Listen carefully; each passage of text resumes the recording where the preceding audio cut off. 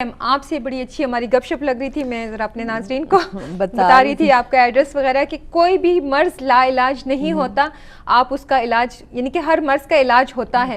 इंसान को ना ट्राई करना चाहिए। बिल्कुल तो नहीं, ट्राई भी करना चाहिए, लेकिन ये है कि ये एक बीमारी है और इसमें आपको शाई करने की जरूरत नहीं है। और ये अक्सर मर्द जो है ना औरत को कहते हैं कि जी आप में प्रॉब्लम है और अपना इलाज नहीं करवाते। मेरे ख्याल में ये तो दोनों का एक फैमिली होता है, मैटर होता है, म्यूचुअल अंडरस्टैंडिंग होनी चाहिए। नहीं कि मर्द को भी चेकअप करवाना चाहिए, क्योंकि औरत में जरूरी नहीं कि औरत में ही प्रॉब्लम हो। अच्छा, मेरी प्रैक्टिस में बहुत ज़्यादा ये देखने में बात आई है कि अक्सर फीमेल्स मेरे पास मतलब आती हैं ट्रीटमेंट करवाने के लिए, तो वो उनसे ये क्वेश्चन किया जाता है, जी आपके कितना अरसा हो गया शादी को? जी हमारी शादी को 3 साल हो गए हैं या 10 साल हो गए हैं या 5 साल, जो भी व्हाटएवर।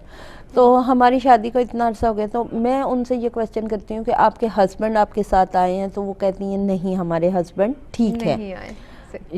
तो आपके हस्बैंड ठीक हैं तो आपने कोई टेस्ट वगैरह करवाए हैं तब आपको पता चला है वो ठीक है? नहीं, वो फिज़िकली ठीक है।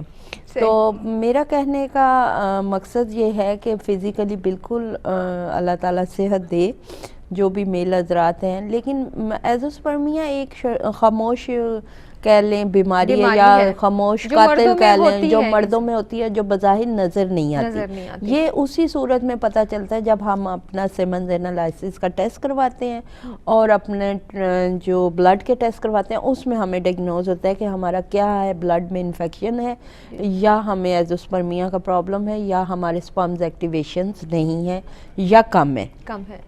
अब होता ये है कि जब हमारे पास फीमेल्स आती हैं, जब मैं उनको बताती हूँ कि मैं मेल्स का भी ट्रीटमेंट करती हूँ, तो शी इज़ शॉक्ड कि you are lady doctor and treatment to male patients. तो मैं अपने व्यूअर्स को, देखने वालों को ये बताना चाहती हूँ कि डॉक्टर के लिए पेशेंट होता है, नॉट के मेल, नॉट के फीमेल, ठीक है?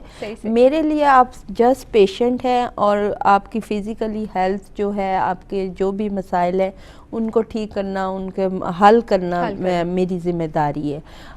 कि कोई भी डॉक्टर जब डॉक्टर बनता है तो उसको ये नहीं बताया जाता कि ये मेल है या ये फीमेल है।